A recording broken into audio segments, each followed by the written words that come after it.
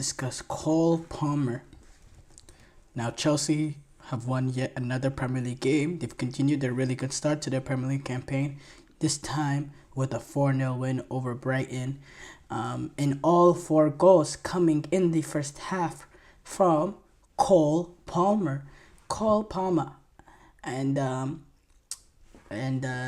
he's enjoyed a really good start to the season. Cole Palmer, building on the amazing season he had last season of putting Chelsea on the back and leading them to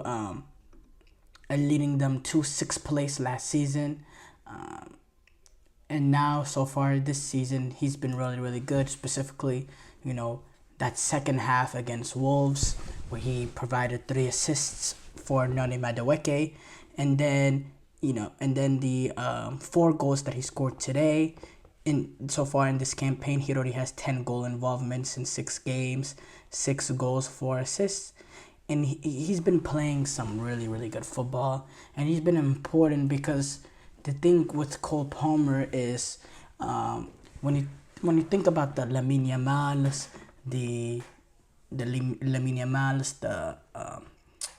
Phil Fodens, the Jamal Musiala, they are, those sort of players, those young players, you can argue, they're better than Cole Palmer and they're more technically gifted better player than Cole Palmer, just in terms of being able to dribble in tight spaces, just ball skill in general, having the skill, and all that. But especially when they were early on, Cole Palmer and his end product is just a different level. An end product is something that you generally develop a little bit later, but the end product that Cole Palmer has in the way that he can finish from left foot, right foot. He can do wonder goals like the chip he had against Wolves. He can take free kicks like the one he took against Brighton. He's a supreme penalty taker. The end product there, his ability to, get the final ball right, wait a pass into the path of a player, the assist that he can create because of how he can play a ball. He knows how to put the right weight on a ball, how to place a ball in the right area for a player to take a shot. He can play that ball in between the lines as well. By the way, Cole Palmer, he had the assist to take England into the final of the European Championship, and he scored the goal to equalize in that final. So we see that Cole Palmer, he's an end product machine. He's an end product machine in which that's something you can build upon. And yes, he's not as, in terms of creativity, in terms of being able to create, he has, he is very technically gifted in that nature. But in terms of being able to dribble and just his overall, ability, he's not the most technically gifted. He's not as technically gifted as Jamal Musiala, Phil Foden, Lamine Yamal and them. But the end product is amazing. It's stupendous. And that's something to build upon. And, and Chelsea were really, blessed to be able to sign a player like him for 40 million last season with the play. Because look, when you're signing these young players with potential, they have those qualities, those, the underlying technical ability and all that. But the end product is something that they're, developed down the line. Well, this dude, his end product is already amazing from the get-go. And it's something that he couldn't really show at Manchester City because he didn't get enough game time. Even in the few, early on last season when he was playing for City, he's the one that got the goal I believe it was in the Community Shield to push that game into extra time, the equalizer to Arsenal. So, you're thinking, why did Guardiola not keep him? Why did he allow him to leave? Well, obviously Guardiola came to the conclusion that he wasn't going to play at Manchester City, and he wasn't. He wasn't at that moment, he wasn't good enough to get into Manchester City's team. If that was the case, Pep Guardiola wouldn't have let him go. In fact, Cole Palmer, he just wanted to go on loan, but Manchester City were the ones that said, no, if you're going to leave, we're going to sell you. So City did have the opportunity to keep him. It's not like Cole Palmer was forcing his hand. He just wanted to get out and get some game time, because he had the belief in himself that if he got the game time, that he can prove his quality And what he's done so far with getting the game time, he's been absolutely correct. He's been amazing. The quality is there. Last season, I believe he had, at the top of my head, I think it was 33 goal contributions in 33 matches in the Premier League. That is ridiculous. That is absolutely ridiculous. And now, so far this season, 10 goals and 10 goal contributions in 6 games. The end product from him is stupendous. He can score in many different ways. He has a good left foot. He has a good right foot. He can hit a free kick. He can hit penalties. He can play in between the lines. He can make runs in behind. He made a lot of runs in behind in this Brighton game, took advantage of their high line. He can do a little bit of everything.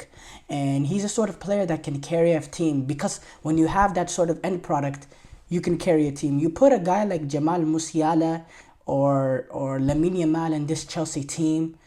Yes, individually, you could say they're better players than Cole Palmer as a whole. They're better players as Cole Palmer, but they're not going to be able to get that Chelsea team into 7th or 8th place or 6th place the way Cole Palmer was able to do, because the end product from them is not there. They won't get enough goals and assists. They won't create enough opportunities. They won't take advantage of enough opportunities to push Chelsea up the league table the way Cole Palmer did for Chelsea. But I do think the ceiling there, when you look at these other young players that have more quality than him, the ceiling is higher with those players because they're individually, they have more technical ability, they have just overall more quality. But that doesn't mean Cole Palmer, that doesn't mean Cole Palmer is not in their level or anything. I think the end product pushes him to that level, to those sort of players. But I do think overall, those other players have a little bit more of a ceiling, because naturally, I think those are the players that later on in their careers become the greats. And Cole Palmer, I think he can get there as well. But I do think he has that a little bit lower of a ceiling. But he's still a brilliant player. And to do what he's doing, age 22, finally getting his opportunity, stupendous. To say he's the best attacker in the Premier League is a little rich for me, because this is a league that still has the likes of a De Bruyne, Erling Haaland, 100 goals in 103 Premier League games. We talk about goals and goal contributions. I mean, that's 100 goals on its own. That's a ridiculous number that Erling Haaland has in terms of goal contributions.